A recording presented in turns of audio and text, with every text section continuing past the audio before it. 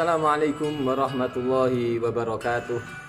Saudaraku sahabat Al-Quran yang dimuliakan Allah Subhanahu wa Ta'ala, tokoh kita yang satu ini adalah seorang sahabat Rasulullah Sallallahu Alaihi Wasallam yang menyaksikan turunnya malaikat membersamai bacaan Al-Qurannya. Beliau adalah Usaid bin Hudayr radhiyallahu ta'ala anhu. Jadi kisahnya saudaraku sekalian, satu ketika di malam hari Usaid bin Hudayr sedang istirahat santai di belakang rumahnya sambil menemani anaknya yang tidur di sebelahnya. Bersama dengan Usaid itu ditambatkan kuda yang selama ini dipakai untuk berjihad di jalan Allah Subhanahu wa Ta'ala.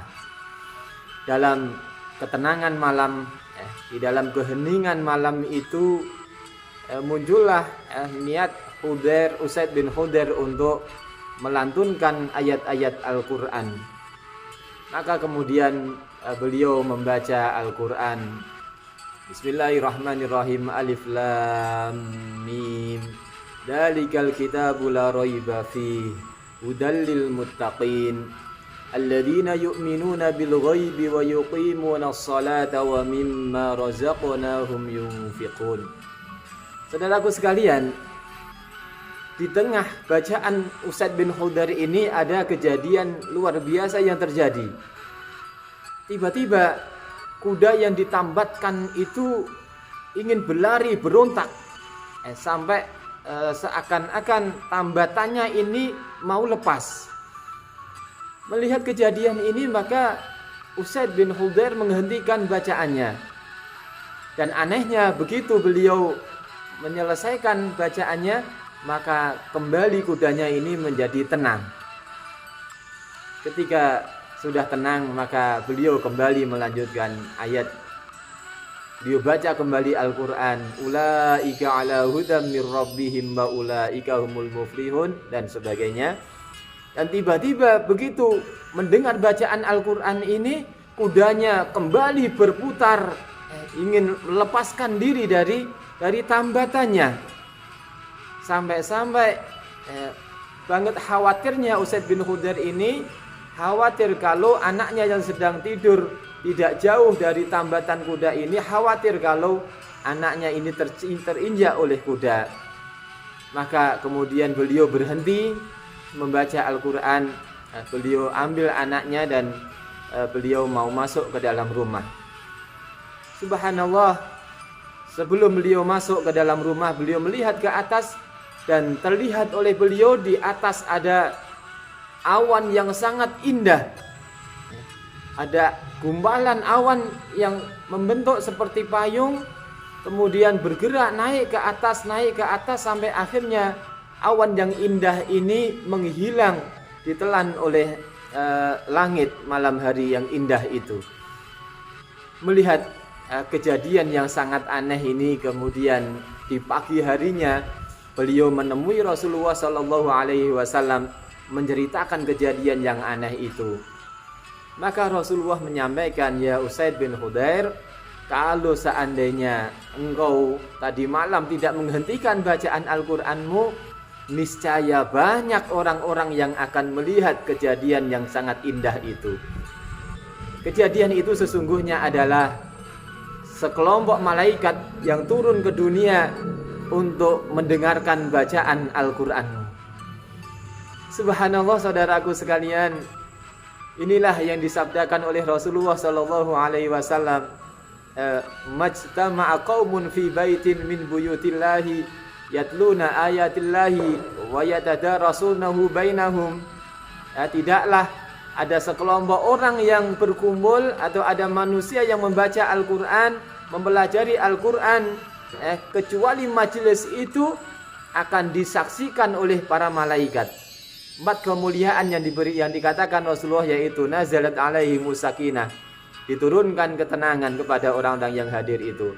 Wahafat humul malaikah, malaikat akan meliputinya, akan ikut hadir membersamainya mendengarkan bacaan Al-Qur'annya. Wa ghasyiyat humur rahmah, Allah akan turunkan rahmatnya. Wa dzakarallahu fi man indah, dan Allah akan menyebutkan Ya, orang-orang yang hadir pada majelis itu disebutkan satu persatu namanya di hadapan para malaikat di langit.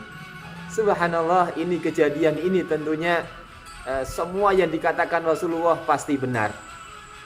Dan ini terlihat, ini terbukti dalam kejadian Usaid bin Khudair ini. Ya, walaupun pada saat ini kita tidak bisa menyaksikan keindahan ini secara langsung, tetapi yakinlah saudaraku sekalian, setiap kita membaca Al-Quran maka malaikat akan turun membersamai kita. Malaikat akan mengepakkan sayapnya, ya, meliputi kita sekalian, dan Allah akan memenuhi majelis itu dengan penuh keberkahan darinya. Saudaraku sekalian, hikmah yang bisa kita ambil dari kejadian ini adalah bagi sahibul Quran, bagi sahabat Al-Quran, maka waktu-waktu yang seharusnya tidak ada agenda untuk membaca Al-Quran, maka dia mampu mengoptimalkan waktu ini untuk Al-Quran. Yang seharusnya malam hari dia bisa beristirahat, tetapi dia melihat ini adalah peluang untuk mengoptimalkan waktu bersama dengan Al-Quran. Maka dengan segera dia isi waktu itu dengan Al-Quran, entah itu tilawah atau sekedar murojaah, atau mungkin bisa menyiapkan hafalan yang akan disetorkannya. Sehingga waktu itu begitu efektif. Inilah keberkahan waktu bagi orang, bagi sahibul Quran, yang tidak didapatkan oleh orang-orang yang lain.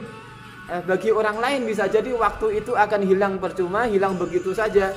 Bagi orang lain malam hari waktunya istirahat diisi dengan nonton TV, main gadget. Tapi bagi ahlul Quran, bagi sahibul Quran, waktu itu akan menjadi butiran-butiran emas yang mendatangkan turunnya rahmat Allah Subhanahu wa ta'ala.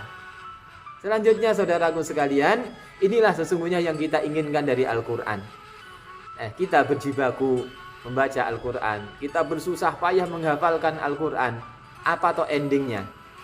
Bukan sertifikat, bukan sekedar disebut dengan julukan Al-Hafidh, bukan.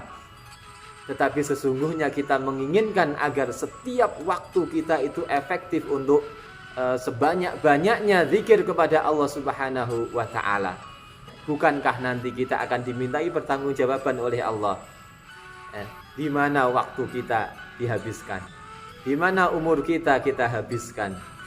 Semuanya akan dimintai pertanggungjawaban oleh Allah Subhanahu wa ta'ala. Alangkah indahnya kalau kita mampu mengoptimalkan itu dengan bacaan Al-Quran yang akan banyak menjadi sumber keberkahan, sumber kemuliaan kita di dunia, terlebih di akhirat kelak. Allahu a'lam bishawab, semoga menginspirasi bagi kita sekalian. Assalamualaikum warahmatullahi wabarakatuh.